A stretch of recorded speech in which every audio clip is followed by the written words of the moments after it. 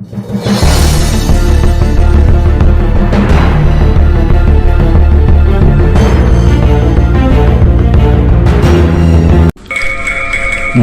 Dusun merupakan suku kaum pribumi di Sabah yang bertutur bahasa Dusunik dan Paitanik.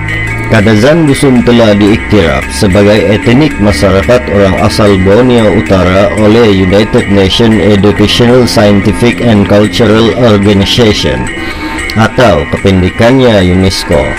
Bangsa Dusun memiliki lebih kurang 81 pecahan suku kaumnya. Istilah dusun merupakan istilah yang berasal dari bahasa Jawa kuno yang kemudian dipakai oleh kaum Melayu Brunei, di mana bangsa dusun disebut dusun karena peradaban pertaniannya. Istilah dusun sudah wujud sejak tahun 966 Masehi, dipakai di dalam bahasa Jawa Kromo untuk menyebut orang yang tidak dikenali dengan hormat. Istilah dusun dalam bahasa Jawa Kromo bermaksud kampung, kawasan luar kota, wilayah, dan pendalaman. Di dalam bahasa Melayu Brunei, ia bermaksud kebun atau ladang.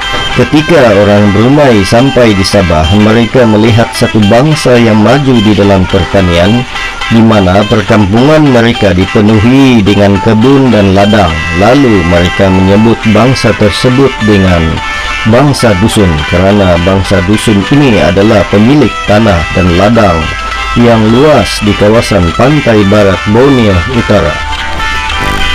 Kaum dusun kuno mengasaskan penempatan besar di Munuk Regang, dan ketika mereka keluar berhijrah, mereka mula menyebut bangsa mereka dengan berbagai-bagai sebutan seperti Luan, Dundu, Tindal, Tagahas, Tabilong, Talantang, Kujau, Kadazan, dan sebagainya.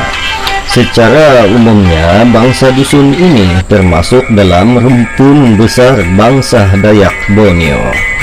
Menurut penulis sejarah, bangsa dusun ini pada zaman dahulu sebenarnya memiliki raja, dan raja dusun yang terakhir adalah Raja Sompun. Penduduk dusun yang tinggal di pesisir pantai Sabah pada zaman dahulu amat mahir berlayar, manakala yang tinggal di kawasan pendalaman atau di kaki-kaki gunung amat mahir dalam pertanian. Kebanyakan bangsa dusun ini amat suka berperang, yaitu melakukan aktiviti memburu kepala. Amalan memburu kepala merupakan satu tradisi yang pernah diamalkan oleh masyarakat dusun. Pemanggal kepala ini digelar sebagai pengayau dan singkaran. Kepala musuh yang dipenggal akan dibawa pulang bukan saja sebagai trofi kemenangan, tetapi juga sebagai objek ritual pemujaan. Pemenggalan kepala tidak dilakukan untuk perang semata-mata, tetapi untuk memenuhi tuntutan persepsi masyarakat pada zaman itu. Juga untuk ritual-ritual kuno. Masyarakat dusun meletakkan status keperkasaan seseorang lelaki di zaman dahulu pada keberaniannya untuk berperang dan memenggal kepala musuh. Untuk menunjukkan kelelakian seseorang, maka pantang utama amalan memenggal kepala ialah musuh wajib dipenggal kepalanya ketika ia dalam keadaan masih hidup, dan bukannya dipenggal ketika ia sudah meninggal, karena itu adalah perbuatan seorang pengecut. Bagi situasi perang besar, kepala pihak musuh dipenggal untuk tujuan membuktikan kekuatan pahlawan dan suku-suku dusun. Kepala akan disimpan di dalam rumah tengkorak milik tuak yang menang. Bagi situasi perang kecil, kepala pihak musuh dan keluarga dipenggal untuk tujuan menghapuskan secara total keluarga tersebut.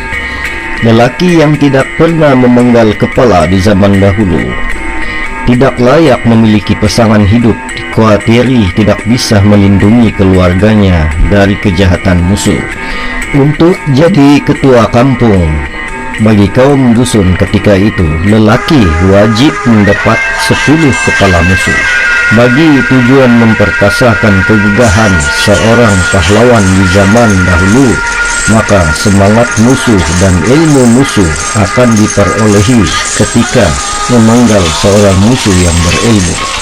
Menurut legenda dusun, amalan head hunting ini atau memburu kepala ini sudah bermula sejak zaman Nunuk Radang lagi. Amalan ini diteruskan sehinggalah kedatangan pihak British di Borneo Utara di Tambunan. Telah dilakukan upacara perdamaian antara puak untuk menghentikan amalan memburu kepala yang disaksikan oleh pegawai daerah Tambunan yang berbangsa British. Dengan terbentuknya perjanjian damai dan dengan sumpah adat, maka lenyaplah aktiviti tersebut sehingga sekarang.